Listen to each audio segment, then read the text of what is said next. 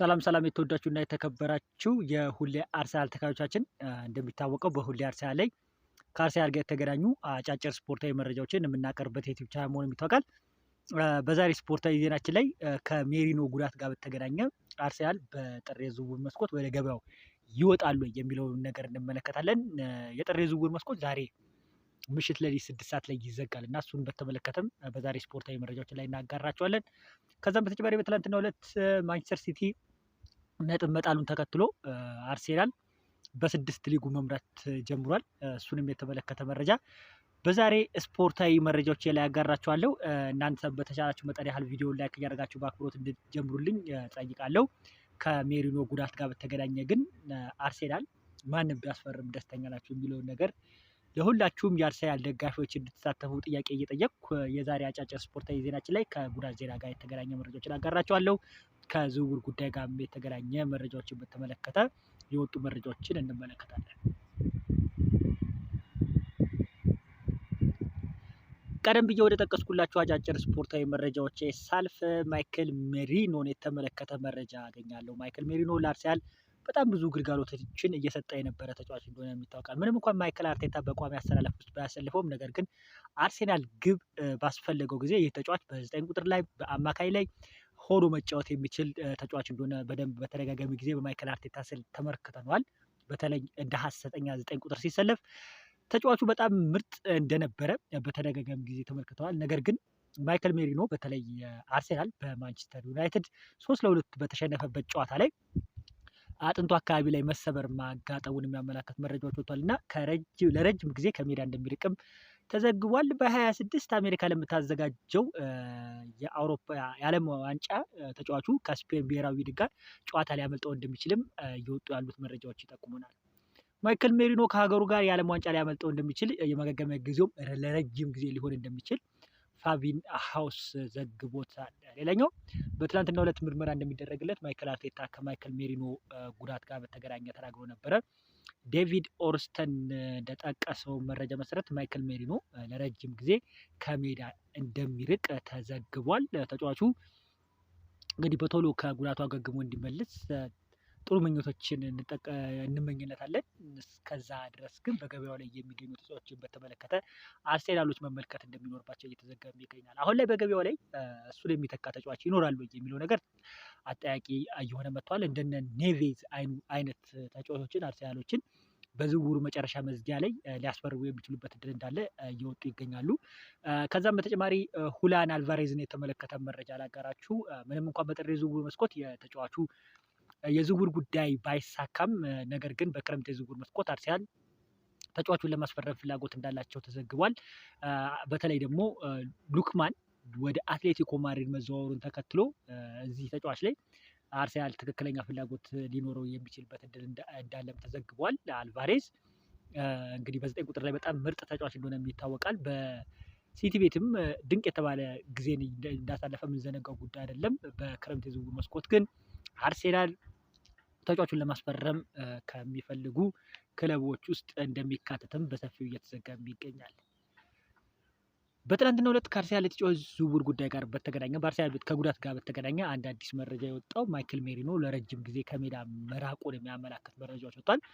ማይክል ሜሪኖ አለመኖሩ አርሰናልን በምን አይነት መንገድ ይጎዳል የሚሉትን ነገሮች በጥቂቱ እንመልከት። ማይክል ሜሪኖ ቀደም ብዬ እንደጠቀስኩላችሁ በአርሰናል ቤት በመከላከሉ በማጥቃቱ በጣም ጥሩ ሚና የሚሰጥ ተጫዋች እንደሆነ ይታወቃል። በተለይ አርሰናል እየተመራ ወይም ጨዋታውን ባላንስ ለማድረግ በሚፈልግበት ሰዓት ላይ በአብዛኛው ጊዜ ማይክል አርቴታ እንደ ማርሽ ቀያሪ አድርጎ ያስገባዋል።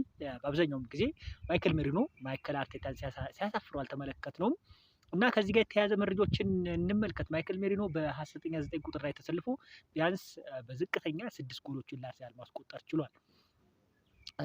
እንደ ሀሰተኛ 9 ቁጥር አርሰናል ባሳለፍነው የእንግሊዝ ፕሪሚየር ሊግ በጣም ደካማ የተባለ ሲዝን ቡካዮ ሳካ ከተጎዳ በኋላ ከሀቨርትዝ ቡካዮ ሳካ ከተጎዱ በኋላ ተመልክተን ነበር እና እሱንም በተመለከተ አርሴናሎች አሁን ላይ የማይክል ሜሪኖ ማጣት ወደ ገበያው ላይ ወጥተው ተጫዋቾችን ሊያስፈርሙ የሚችሉበት እድል እንዳለ እየተዘገበ ይገኛል። እንደ አማራጭነቶች አሁን ላይ አርሰናል እየተመለከቱት የሚገኙት ኔቬዝን ነው። ኔቬዝ እድሜው 28 ላይ ይገኛል። ተጫዋቹ አማራጩ አርሰናል የሚያገኙ ከሆነ እንደሚያስፈርሙትም በሰፊው እየተዘገበ ይገኛል። ነገር ግን አርሰናል በዚህ ተጫዋች ላይ ፍላጎት አላቸው። ቀደምም ብሎም በውሰት ተጫዋችን ለማስፈረም አርሰናል የሚንቀሳቀሱ ከሆነ ኔቬዝን እንደሚያስፈርሙትም ጠቅሼላችሁ ነበረ። የተጫዋቹ ዝውውር ጉዳይ በተገናኘ ምንም እንኳን ተጨባጭ የሆነ መረጃ ባይወጣም አርሰናል በውሰት ተጫዋቾችን ለማዘዋወር እንቅስቃሴዎችን የሚያደርግ ከሆነ ኔቬዝ ከስም ውስጥ እንደሚካተትም ተዘግቧል። ሌላኛው የምንመለከተው ጉዳይ አርሴናል በካራባኦ ካፕ ሰሚፋይናል ጨዋታ ቼልሲን በሚያስተናግድበት ጨዋታ ማክሰኞ ምሽት ላይ የሚያደርጉትም ጨዋታ ይጠበቃል። ማይክል አርቴታ የተለያዩ አስተላለፎችን ይዞ እንደሚገባም ይጠበቃል። በ6 ቁጥር ላይ በአብዛኛው ጊዜ በካራባኦ ካፕ ላይ ቋሚ ሆኖ የሚሰለፈው ኖርጋርድ እንደሆነ ይጠበቃል። ኖርጋርድ በአርሰናል ቤት ምንም እንኳን በቋሚ አሰላለፍ ውስጥና በጣም በወሳኝ በተባሉ ጨዋታዎች ላይ ማይክል አርቴታ እምነት ሰጥቶበት ተጫዋቹ እንዲጫወት ባያደርገውም ነገር ግን በተሰለፈበት በየትኛውም ጨዋታ ላይ ጥሩ የተባለ ፐርፎርማንስ ማድረግ ችሏል። ኖርጋርድ በብሬንትፎርድ በክለቡ ቋሚና ወሳኝ ተጫዋች እንደሆነ ይታወቃል። ከእድሜ ጋር በተያያዘ ማይክል አርቴታ ማርቲን ዙሜንዲን ነው አብዛኛውን ጊዜ የሚያስገባው።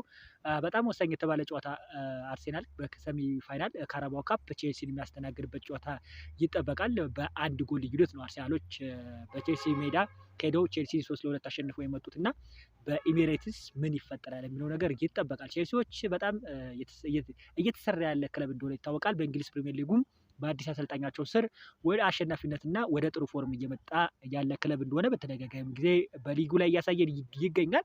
በጣም ወሳኝ የተባለ ጨዋታ እንደሆነ ይጠበቃል። ማይክል አርቴታም ትኩረት እንደሚሰጠው ይጠበቃል። ምንም እንኳን ካራባኦ ካፕ በጣም ትልቅ የተባለ ዋንጫ ባይሆንም ነገር ግን አርሰናሎች ይህንን ዋንጫ ለመብላት ወሳኝ እንደሆነ ብለው ያምናሉና ይህንን ዋንጫ ለማሳካት ማይክል አርቴታ በቋሚ አሰላለፍ ሊገባ የሚችልበት እድል እንዳለ እየተዘገበ ይገኛል። በተከላካይ መስመር ላይ ግን ለውጦች ይኖራሉ ተብሎ ይጠበቃል። አርሴናል ወሳኝ የተባለ ጨዋታ ከሰንደርላንድ ጋር በእንግሊዝ ፕሪሚየር ሊግ ማድረጉን ተከትሎ ታዲያ የተለያዩ ውሳኔዎችን ማይክል አርቴታ ይጠቀማል ተብሎ ይጠበቃል።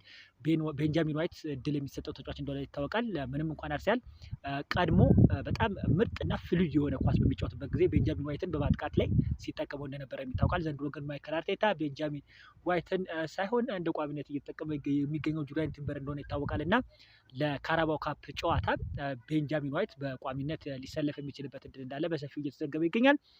ከዛም በተጨማሪ ሪካርዶ ካላፊ ወይስ ፔሮ ሂንካፔ የሚለው ይጠበቃል። ፔሮ ሂንካፔ በተሰለፈበት ቦታ ላይ ጥሩ ሆኖ እንዳለ እንደሚጫወት ይታወቃል። ነገር ግን ሪካርዶ ካላፊዮሪ ተደጋጋሚ ጊዜ ጉዳትን ማስተናገዱን ተከትሎ በቋሚ አስተላለፍ ውስጥ ይገባል ተብሎ አይጠበቅም።